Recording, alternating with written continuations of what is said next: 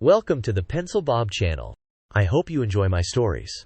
Please like and subscribe, and hit that notification icon so you never miss out. Now on with the stories. Moving day arrived with a mix of excitement and trepidation. The new house at the end of a cul-de-sac seemed perfect, promising a quiet life away from the bustle of the city. As the large moving truck maneuvered into position, the driver, Carlos, assured us he'd move it if any neighbors needed to get by. "No problem at all," Carlos said with a friendly smile. "We'll make sure we're not blocking anyone. Just let me know if there's any issue." The day started off smoothly enough. Boxes and furniture were unloaded one by one, filling the empty rooms with the promise of a new life. Michelle, my wife, busied herself directing the movers where to place things, her excitement evident in her quick steps and animated gestures. "The couch goes in the living room, just through there," she called out, pointing down the hallway. "And be careful with those boxes marked fragile. They're my grandmother's china." As the hours ticked by, the anticipation grew. The time had finally come to move the prized Steinway grand piano. It was a beautiful instrument, acquired after years of saving and dreaming. The thought of it potentially being damaged during the move had been causing sleepless nights for weeks. "All right, let's get this beauty inside," Carlos announced, clapping his hands together. "Don't worry, we've moved plenty of these before. It'll be safe as houses." As Carlos and his crew carefully began to extract the piano from the truck, a commotion erupted from inside the house. The sound of heavy footsteps and an angry voice cut through the air, instantly setting everyone on edge. Rushing to investigate, the scene that unfolded was surreal. A red-faced man in his 60s stood in the foyer, bellowing at the top of his lungs. "Move that damn truck right now," he roared, his voice echoing through the empty rooms. "My wife needs to leave." Stunned silence followed for a moment before Carlos appeared, still holding onto the piano. "Sure thing, sir," he said calmly, despite the visible strain on his face. "Just let me put this piano down safely, and I'll move the truck right away." But the man wasn't having it. He took a menacing step forward, his voice rising to a fever pitch. "I said now, do you hear me? Now!" The tension in the room was unbearable. The movers looked uncomfortable, clearly unsure how to handle the situation. Michelle and I exchanged worried glances. Our dream move quickly turning into a nightmare. Before anyone else could react, Michelle stepped forward. Her face was a mask of calm, but her eyes blazed with intensity. "Hi, I'm Michelle," she said, her voice steady and firm. "We'll get the truck moved for you, but first, I need you to leave our house. Now." The man's demeanor changed instantly. The anger drained from his face, replaced by shock and embarrassment. He stammered, I didn't realize," before beating a hasty retreat. As soon as he was gone, the tension in the room dissipated, replaced by a collective sigh of relief. Carlos turned to us, shaking his head. "I'm really sorry about that, folks. Some people, you know." Michelle nodded, her hands still shaking slightly. "It's not your fault. Let's just get everything inside and then we can move the truck." The rest of the move proceeded without incident, but the encounter left a sour taste in our mouths. What should have been a joyous day was now tinged with anxiety and unease. In the days that followed, we tried to put the incident behind us and focus on settling into our new home. Boxes were unpacked, furniture was arranged, and slowly but surely, the house began to feel like ours. One afternoon, while planting some flowers in the front yard, we saw the man again. He was walking a tiny, trembling chihuahua, and when he spotted us, he hesitated before approaching. "Hi," he said, not quite meeting our eyes. "I'm Bob. I wanted to apologize for the other day. I shouldn't have come into your house like that." Michelle, always the peacemaker, spoke up. "We appreciate the apology, Bob. It was a stressful day for everyone." Bob nodded, then seemed to puff up a bit. "I just want you to know, I'm on the HOA board. We take the rules of this neighborhood very seriously." And just like that, any goodwill from his apology evaporated. The tension returned, thick and uncomfortable. "Is that so?" I managed to say, trying to keep my voice neutral. "Yes," Bob said, either not noticing or not caring about the tension. "We have strict rules about noise, lawn maintenance, exterior decorations. I'm sure you'll find a copy of the bylaws in your closing documents." Michelle put a hand on my arm, probably sensing that I was about to say something I'd regret. "Thank you for letting us know, Bob," she said smoothly. "We'll be sure to review them." Bob nodded, seemingly satisfied, and continued on his way, his tiny dog trotting along beside him. As soon as he was out of earshot, I turned to Michelle. "Can you believe that guy? First he barges into our house, and now he's threatening us with HOA rules." Michelle sighed. "I know, but let's not jump to conclusions. Maybe he's just socially awkward and doesn't know how to make amends properly." I snorted. "Or maybe he's a power-tripping boomer who thinks he can push everyone around." We had no idea that this was just the beginning of our troubles with Bob and the HOA. The next few weeks were a whirlwind of unpacking, arranging, and settling in. We met more of our neighbors, most of whom were friendly and welcoming. But Bob's presence loomed large, especially when we received our first HOA newsletter. There, in black and white, was a list of friendly reminders about neighborhood rules. No parking on the street overnight. Lawns must be mowed weekly. Christmas decorations must be taken down by January 5th. The list went on and on, each rule more restrictive than the last. "Can you believe this?" I asked Michelle, waving the newsletter in the air. "It's like living in a dictatorship." Michelle took the newsletter from me, her brow furrowed as she read. "It's strict," she admitted, "but maybe it's not as bad as it seems. Let's give it a chance." I wanted to argue, but I knew she was right. We'd invested everything in this house, this neighborhood. We had to make it work. As the weeks turned into months, we settled into a routine. I practiced my piano in the evenings, careful to stop by 8 p.m. to avoid noise complaints. Michelle tended to our new garden, making sure it met the HOA's exacting standards. We waved to our neighbors, attended block parties, and tried our best to fit in. But Bob was always there, watching. He'd walk by our house multiple times a day, his beady eyes scanning for any infractions. Once, he left a note on our door because our trash can was visible from the street for more than 24 hours after collection. Another time, he complained about the color of our new mailbox, insisting it wasn't an approved shade. "This is getting ridiculous," I blew up one evening after finding yet another note from Bob.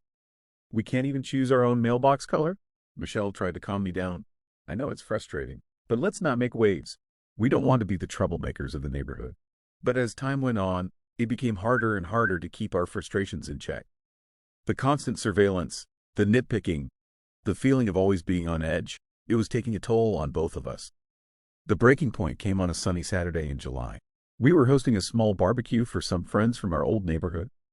Nothing wild, just a few couples, some good food, and conversation. As the afternoon wore on, someone suggested we bring out my piano and have an impromptu sing-along. I was hesitant at first, worried about the noise. But it was only 6 p.m., well before any reasonable quiet hours. And it had been so long since I'd really played for an audience. So I agreed. We opened the windows to let the music flow out into the warm summer evening. Our friends gathered around the piano, singing and laughing. For the first time since we'd moved in, I felt truly at home. But of course, it couldn't last. Just as we were in the middle of a rousing rendition of Piano Man, there was a sharp knock at the door. Michelle went to answer it, and I heard Bob's voice, shrill and angry. "This noise is unacceptable," he was saying as I approached the door. "You're disturbing the entire neighborhood." I stepped up behind Michelle, my patience finally at an end. "Bob," I said, trying to keep my voice level, "it's 6:30 in the evening. We're not breaking any noise ordinances. The HOA has rules about excessive noise at any time of day," Bob insisted, his face turning that familiar shade of red. "Bob," I said, feeling a strange calm come over me, "I think it's time we had a real conversation about this." I stepped outside, gently closing the door behind me to spare our guests the scene. Bob took a step back, looking suddenly unsure. "Look," I said, "I know you take your role on the HOA board seriously, and I respect that you want to maintain the quality of the neighborhood. But this has gone too far." Bob opened his mouth to argue, but I held up a hand. "No, please, let me finish. We've bent over backwards trying to follow every rule, no matter how arbitrary. We've put up with your constant surveillance and nitpicking, but this is our home, Bob. We have the right to enjoy it." I took a deep breath, then continued. "I propose a truce. We'll continue to abide by the reasonable HOA rules. We'll keep our lawn mowed, our house painted an approved color, our Christmas decorations down by January 5th. But in return, I want you to back off. No more daily patrols past our house. No more notes on our door for minor infractions. And no more bursting into our home uninvited. Can we agree to that? Bob stood there for a long moment, his mouth opening and closing like a fish out of water. Finally, he spoke, but his words were not what I had hoped for. You clearly don't understand how things work here, he said, his voice cold. The HOA rules are not negotiable. If you can't abide by them, perhaps this isn't the right neighborhood for you.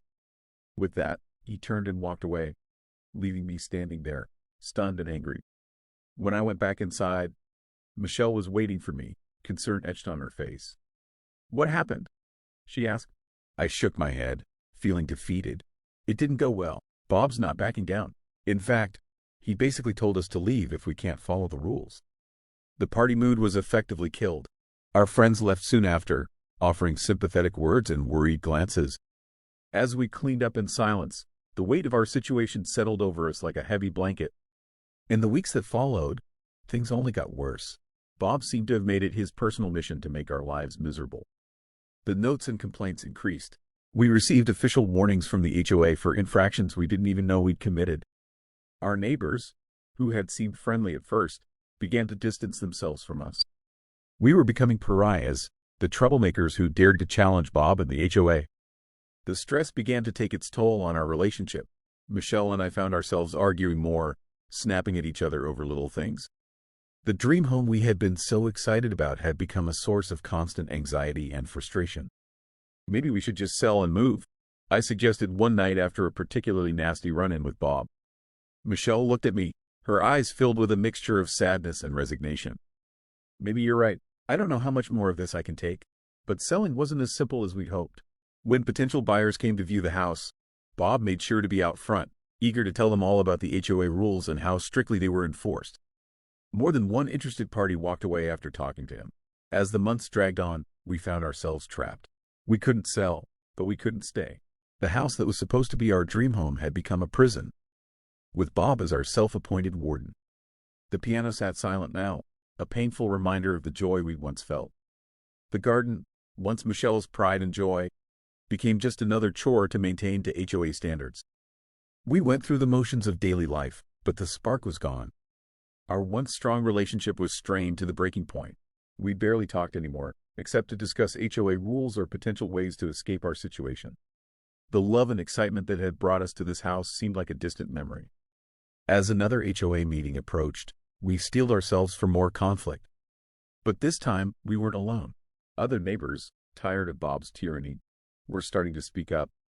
There was talk of ousting him from the board, of changing the rules. For a moment, hope flickered. Maybe, just maybe, things could change. Maybe we could reclaim our home, our lives, our happiness. But as we walked into the community center for the meeting, we saw Bob at the front of the room, a smug smile on his face. He had a stack of papers in front of him. New rules, even stricter than before. And in that moment, we knew this was our life now. A constant battle against rules and regulations, against people who valued conformity over community. The dream was dead, replaced by a nightmare of suburban politics and petty power struggles. We took our seats, resigned to another evening of arguments and frustration. The house at the end of the cul-de-sac, once a symbol of our hopes and dreams, now stood as a monument to shattered illusions and the harsh realities of life in a world where people like Bob held sway. As Bob called the meeting to order, we exchanged a glance. There was no happiness here, no joy. Just the grim determination to survive another day in paradise lost. My ex-Ennial husband and his neighbor buddies all ran against the HOA boomers at our last election 2 years ago and all won. Lol. Now the board is just full of dudes who have better things to do than read Carol's email about someone's grass being an inch over the sidewalk, or Bob's complaints about the city is cutting down trees near my house. I didn't tell them they could do that. They ignore everything and just do what is legally required. Collect fees, take care of the common areas. Lol, it's so great. I would love to have the desire to do this. I could probably honestly make the time, but I'm just lazy and have other things I'd rather do. That's probably 95% of the problem for most people.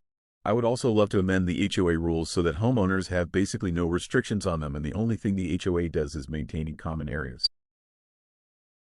I'm typically against HOAs and hold the same opinion. However, there are some exceptions, including the HOA that my house is a part of now.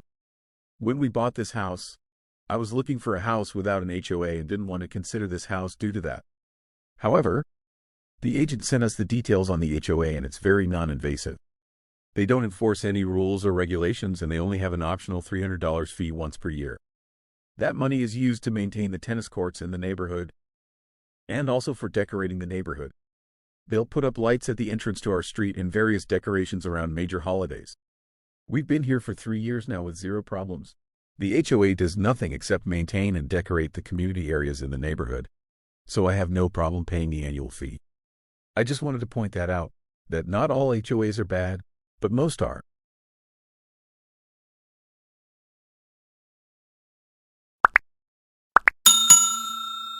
I would like to thank you for watching the video to the end. To encourage us to make more videos, please like, subscribe, comment, as well as share. Check out this other video if you haven't already.